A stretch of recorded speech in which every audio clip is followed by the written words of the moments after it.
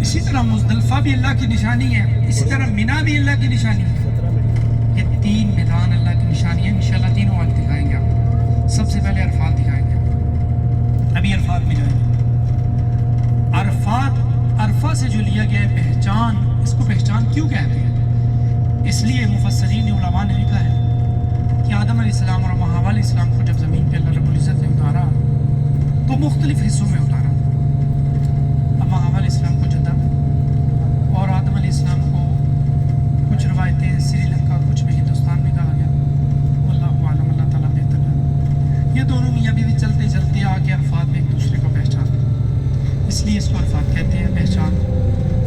اور اس میدان میں بہت روئے، بڑی دعائیں مانگی آدم علیہ السلام نے، اما حوا علیہ السلام نے، اور کثرت سے دعائیں مانگی۔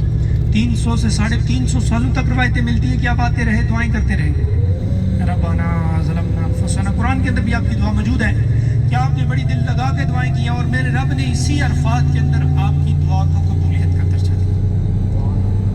اور اسی عرفات میں جس پہاڑی کے اوپر آپ کی دعا قبول ہوئی ہے اس کا نام ہے جبل رحمت۔ وہ پہاڑی آج آپ کو دکھاتے ہیں، گاڑی روکے گی جس میں طاقت ہو اس کے اوپر چلے جانا، وہ چھوٹی اتنی بڑی نہیں ہے۔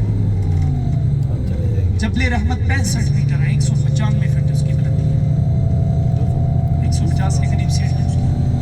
اس کے اوپر 8 میٹر 24 فٹ کے قریب ایک مینار بنا ہے وائٹ کلر کا، جو صرف نشانی کے لیے کہ لوگ دور سے پہچان لیں یہ جبل رحمت، اور اس کا کوئی مقصد نہیں۔ اسی عرفات میں ایک مسجد بھی ہے، اس کا نام ہے مسجد نمرہ۔ اس کے 6 مینار ہیں، 3 گنبد ہیں، 64 دروازے ہیں، 10 مرکزی دروازے ہیں۔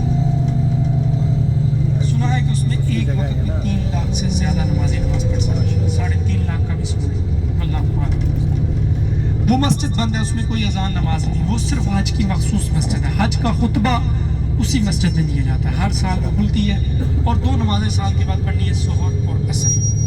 یہ عرفات ہے، دیکھیں ذرا، عرفات کے ساتھ ساتھ ہم ابھی چل رہے ہیں، عرفات کے پاس پہنچ چکے ہیں۔ ابھی ہم اس میدان کے اندر جانے لگے ہیں، اپنے رائٹ سائڈ پہ دیکھتے جانا۔ بھی پیلے سائن بورڈ آئیں گے جن کے اوپر لکھا ہوگا بدایا عرفات، عرفات سٹارٹ ہے، یہ اس کی نشانی ہے۔ اس سے اگر کوئی باہر رہے تو وہ حاجی نہیں بن سکتا۔ 9 ذی الحج کو اس کے اندر جانا ضروری ہوتا ہے حاجی کے لیے، حرام باندھ کے۔ جو حرام باندھ کے اس کے اندر چلا جائے وہ حاجی بن جاتا ہے۔ یہ حج کا سب سے بڑا رکن ہے، رکن اعظم اس کو کہا گیا، وقوف عرفہ ادا کرنا۔ یہ دیکھیں پیلے سائن بورڈ نظر آ رہے ہیں، اور وہ سامنے ایک پہاڑ بھی دیکھ لیں، وہ جو بڑا نظر آ رہا ہے اس کے قریب ہم جا رہے ہیں، اس کا نام ہے جبل سعد۔ سعد بن ابی وقاص رضی اللہ عنہ کے نام کا عشرہ مبشرہ، 10 صحابہ جن کو جنت کی بشارت دنیا میں سنائی گئی، ان میں سے سعد بن ابی وقاص رضی اللہ عنہ شامل ہے۔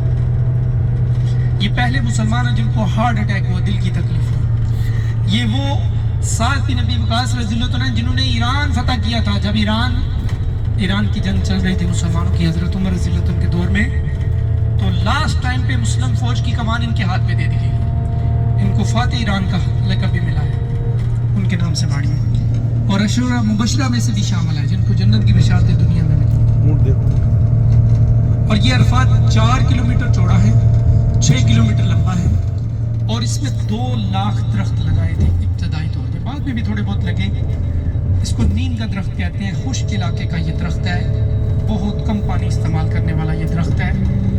اور یہ سنا ہے کہ یہ پاکستان کا جو جنرل ضیاء الحق گزرا، اس نے اپنے دور حکومت میں یہ تحفہ دیے تھے سعودی گورنمنٹ کو، اس سے پہلے یہ میدان کی طرح تھا بالکل، واللہ اعلم۔ ابھی ہم انشاءاللہ اسی عرفہ کے اندر آپ کو لے کر چلتے ہیں، اور جبل رحمت کا جو ہے وہ منظر آپ کو دکھائیں گے، پھر انشاءاللہ اگلی زیارت کے لیے نکلیں گے۔ یہ برساتی نالے ہیں، بہت زیادہ جب بارش ہوتی ہے پہاڑی علاقوں میں تو یہ عرفات کے قریب جو ہے تب جو ان کے اندر پانی وغیرہ آتا ہے، عرفات کا پانی وغیرہ بھی جو سارا اسی میں سیوریج وغیرہ نکلتا ہے۔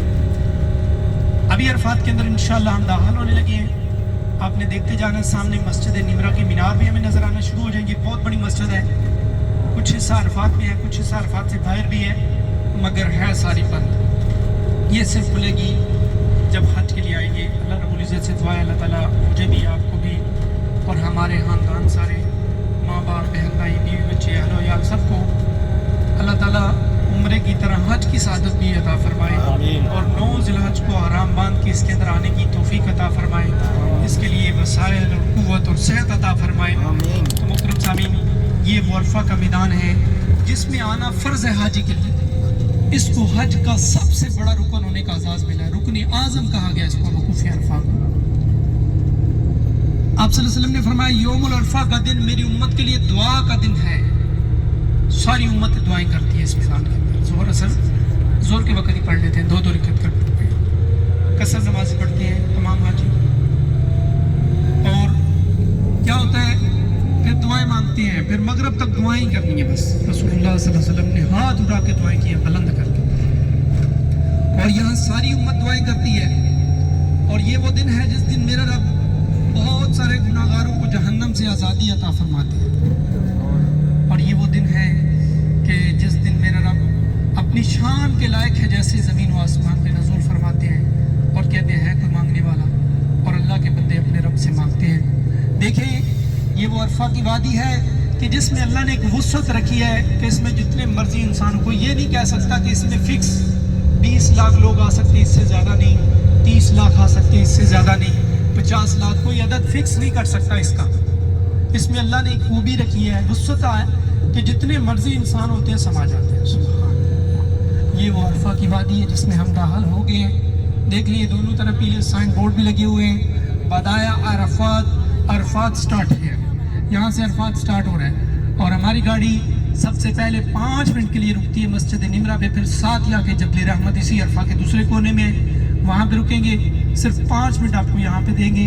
मस्जिद निमरा है तो बंद, लेकिन नीचे उतर के कोई देखना चाहे तो देख ले।